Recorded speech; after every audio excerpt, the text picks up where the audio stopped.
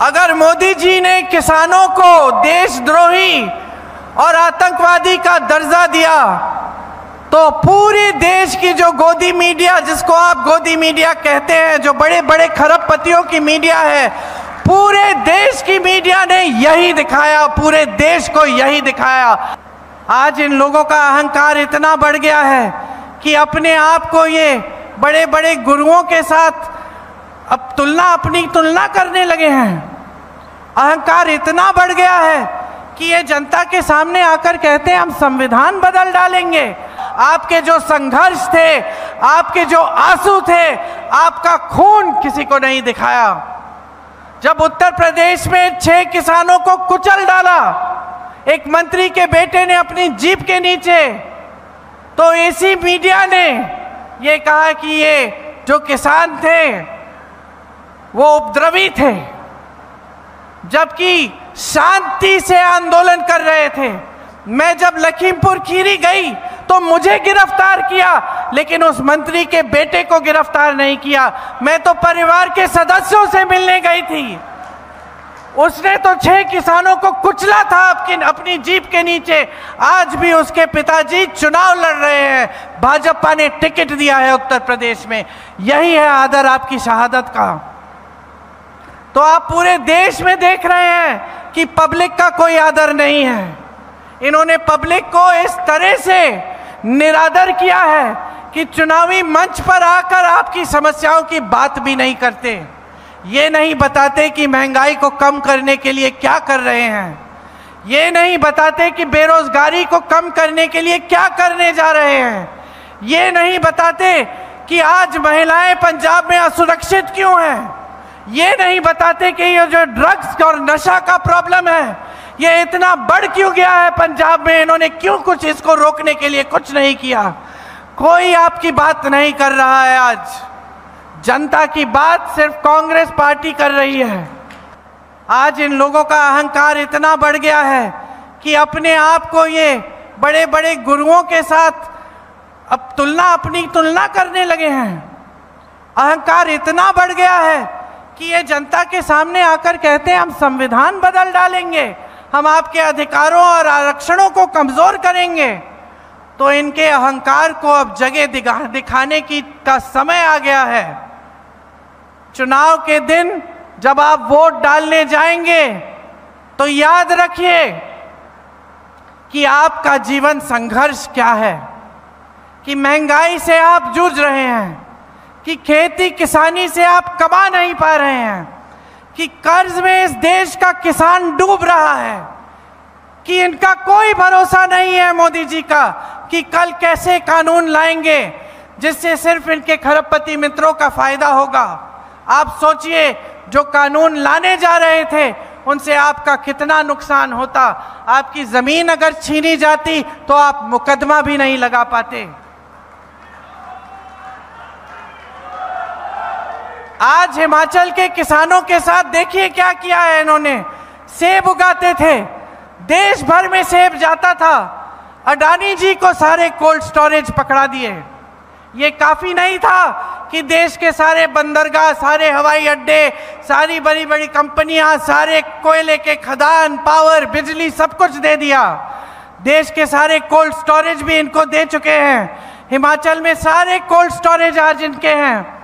सेब का दाम अडानी जी तय करते हैं, सेब कब बिकेगा अडानी जी तय करते हैं। और ऊपर से मोदी जी की नीतियों ने अमेरिका से जो सेब आता है उस पे टैक्स कम कर दी और हमारे किसानों पर जीएसटी पे जीएसटी लाद दी। आज ग्राहक दुकान जाता है, अमेरिकन सेब सस्ता मिल रहा है, हमारा सेब, हिमाचल का सेब महंगा मिल रहा है। ये परिस्थिति सिर्फ हिमाचल की नहीं है, ये परिस्थिति देश के हर किसान की बना देंगे। इनका भरोसा नहीं कर सकते। आज कानून बदलेंगे, कल संविधान बदलेंगे, परसों आरक्षण बदल डालेंगे। आप सबको सतर्क होना पड़ेगा। ये चुनाव संविधान को, लोकतंत्र को बचाने का चुनाव है। अपने वोट का इस्तेमाल एक हथियार की तरह करिए।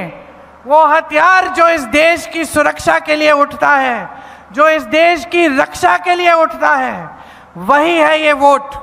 जिनको आप काले कानून कहते हैं, तो आपने आंदोलन किया। पूरे देश ने देखा कि देश का किसान एकजुट होकर दिल्ली तक आया है।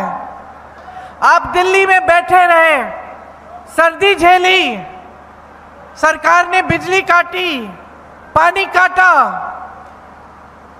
कांटे बिछा दिए आपके सामने, आप झुके नहीं, आप बैठे रहे, संघर्ष करते रहे। आप में से 600-700 किसान शहीद हुए, लेकिन मोदी जी ने पलकें नहीं झपकाई, बाहर नहीं आए। आपका आंदोलन चलता रहा, आप संघर्ष करते रहे।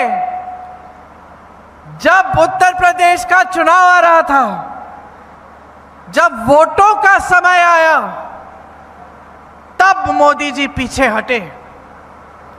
जब तक आप शहीद हो रहे थे, जब तक आप आंदोलन कर रहे थे, तब तक आपको देशद्रोही का दर्जा दिया, आपको आतंकवादी कहा, आपसे मिलने नहीं आए, आपकी सुनवाई नहीं की। ये सोचा तक नहीं कि इस देश के लाखों किसान मेरे दरवाजे तक आए हैं, कुछ तो होगा इनकी बात में, होगी इनकी बात, कुछ तो सुनवाई होनी चाहिए। ये सोचा तक नहीं, आपको बुलाया तक नहीं अपने दरवाजे तक, आपको दिल्ली के अंदर आने नहीं दिया।